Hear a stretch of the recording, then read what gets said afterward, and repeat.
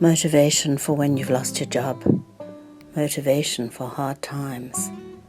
What do you do when you've lost your job? Perhaps you've been fired. Perhaps your company has downsized. There are many companies closing doors right now. So many people have found themselves unemployed. What do we do in these hard and difficult times? There's only one thing to say. Don't give up. We have to stay motivated. We can never give up. We have to continue trying. Keep trying. Don't give up. Motivation for hard times. Don't give up. Things may take longer than you expect. Whatever you are going through right now, don't give up. When things look like they are not working out, don't give up. If you feel like you're not making any progress, don't give up. Don't give up. If you feel you are too old, don't give up. If you feel you're not skilled enough, don't give up. Sometimes we need to remind ourselves that everything will work out fine. We need to remember that life will work out the way it should. We just need a little bit of motivation now and then. We need to motivate ourselves and believe that if we keep trying, we will succeed. Things may take longer than we expect, but we will succeed. Motivation so we don't give up. Let me tell you a success story of somebody who found himself unemployed many times. This is a story of a young boy that was born around the turn of the century. This young man was fired many times during his lifetime. He found himself jobless very many times, but he never gave up. He was the oldest of 3. His father died when he was only 5 years old. His mother had to go and work in a factory so she could earn money to feed the children. The boy had to take care of his siblings. At 7 years old, he had learned to bake bread and cook vegetables. The children had to go and scrounge around the countryside for food, while the mother was away for days at a time working. When he was 10, he began to work as a farmhand. Later, his mother remarried. The boy had a difficult relationship with his stepfather. When he was 12, he dropped out of 7th grade, later stating that algebra is what drove me off. He went to work on a nearby farm. At the age of 13, he left home. When he was 14, he went to work as a farmhand on another farm in another village. He left his village to go and live with his uncle to get away from the difficult stepdad. He found a job and worked as a train conductor. He was about 15 years old. He falsified his birth date and joined the USA Army. After leaving the army, he got a job cleaning out ash pans on a train. He progressed in his job, and at the age of 16, he got a job as a steam engine stoker. He worked the job for nearly 3 years. Then he was fired for insubordination after he got sick. He found work with another railroad as a laborer. While doing this job, he met and married his wife. They had children. He and his family moved, and he got a job as a steam engine stoker during the day. At night, he studied law. he was fired again for fighting with a colleague. He moved for work, and his wife and his children went to stay with her parents. He started practicing law, and he earned enough to bring his family back to be with them. He practiced law for nearly 3 years.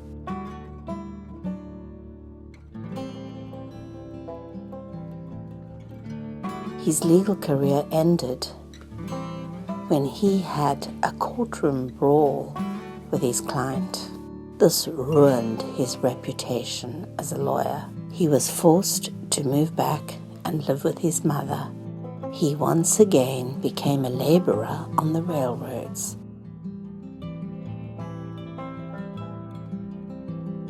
As his biographer, John Ed Pierce, wrote, he had encountered repeated failure largely through bullheadedness, a lack of self-control, impatience,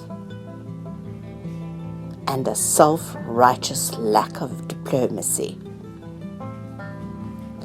At 26, he found a job as an insurance salesman. He once again got fired for insubordination. He moved town and got another job, again selling insurance, but at a different company. At 30, he founded a ferryboat company. It was fairly successful. He cashed in his ferryboat company after a while, his shares for $22,000, and used the money to start a company manufacturing lamps. Unfortunately, the venture failed, and he once again had to find another job. He moved town to work as a salesman for the Michelin tire company. He lost his job at age 34 when Michelin closed its New Jersey manufacturing plant. He then ran a service station for the next few years. He again lost his job at age 40 due to the service station closing down due to the Great Depression. That year, he was offered a job to run a service station rent-free in exchange for a percentage of the sales in North Corbin. He began to serve country ham and steak as well as some chicken dishes to the customers. At first, he served the customers in his adjacent living quarters before opening a restaurant. His local popularity grew, and at age 49, a food critic recommended his restaurant. In July of that year, age 49, he bought a motel in North Carolina. Unfortunately, in November, a fire destroyed it. But he rebuilt the motel with a 140-seat restaurant. His food was good. People enjoyed his food. At age 50, the war came upon them, and the tourism industry dried up, which caused him to close the motel. He was forced once again to find work, and then for a few years ran a couple of cafeterias. In between all this, he divorced his wife and married his mistress, Claudia. At age 62, Colonel Sanders franchised his secret recipe, Kentucky Fried Chicken, for the very first time to a Utah restaurateur. Sales more than tripled at this restaurant, with 75% of the increase coming from sales of the fried chicken. Several other restaurant owners franchised the concept and paid Sanders 4 cents per chicken. Sanders believed that his North Corbin restaurant, which his mistress had been running, would remain successful indefinitely. But at the age of 65, he sold it after reduced customer traffic. He was left with only his savings and $105 a month from Social Security at the age of 65. Sanders decided to begin franchising his chicken concept in earnest. He traveled the United States looking for suitable restaurants. After closing the North Corbin site, Sanders and Claudia opened a new restaurant and company headquarters in Shelbyville in 1959. Often sleeping in the back of his car, Sanders visited restaurants, offered to cook his chicken, and if workers liked it, negotiated franchise rights for his delicious deep-fried Kentucky Fried Chicken. Such visits required much time. Eventually, potential franchisees began visiting Sanders instead. He ran the company while Claudia mixed and shipped the spices to restaurants. The franchise approach became highly successful. KFC was one of the first fast food chains to expand internationally, opening outlets in Canada and later in the United Kingdom, Mexico, and Jamaica by the mid-1960s. Sanders obtained a patent protecting his method of pressure frying chicken in 1962 and trademarked the phrase, "It's finger-licking good," in 1963. The company's rapid expansion to more than 600 locations became overwhelming for the aging Sanders. In 1964, then 73 years old, he sold the Kentucky Fried Chicken Corporation for $2 million to a partnership of Kentucky businessmen. Sanders became a salaried brand ambassador. The initial deal did not include the Canadian operations, which Sanders had retained, or the franchising rights in the UK, Florida, Utah, and Montana, which Sanders had already sold previously.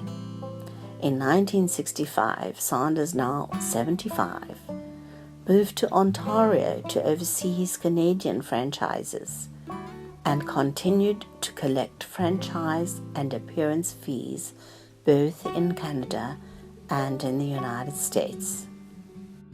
Sanders remained the company's symbol after selling it, traveling 200,000 miles, 320,000 kilometers, a year on the company's behalf and filming many TV commercials and appearances. As late as 1979, at the age of 89, Sanders made surprise visits to KFC restaurants. If the food disappointed him, he denounced it to the franchisee as goddamn slop or pushed it onto the floor. Sanders was diagnosed with acute leukemia in June 1980. He died at Jewish Hospital in Louisville, Kentucky, of pneumonia on December 16, 1980, at the age of 90. Sanders had remained active until the month before his death, appearing in his white suit to crowds.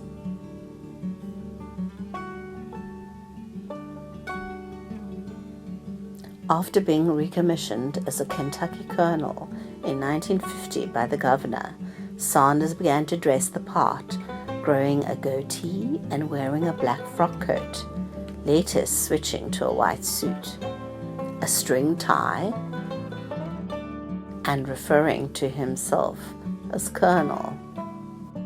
His associates went along with the title change, jokingly at first and then in earnest, according to biographer Josh Ozersky.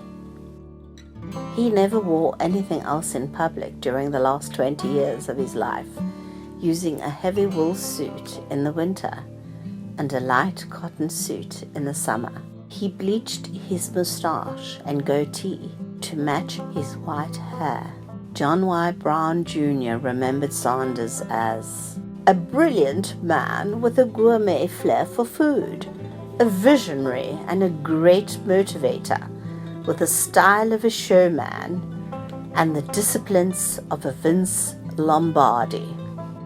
By the time of Colonel Harlan David Sanders' death, aged 90 years old, there were an estimated 6,000 KFC outlets in 48 countries worldwide, with 2 billion sales annually. At today's figures, 6.2 billion. Colonel Harlan David Sanders died 1980 with an estimated net worth of $3.5 million.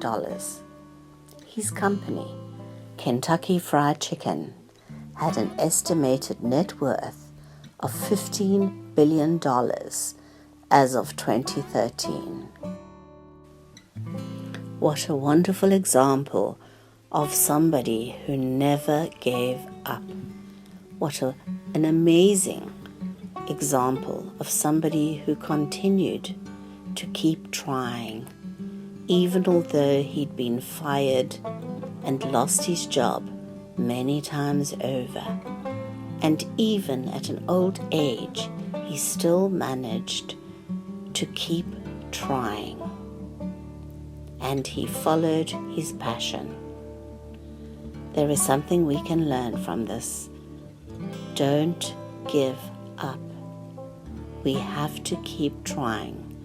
We have to stay motivated, and we must always remember, don't give up.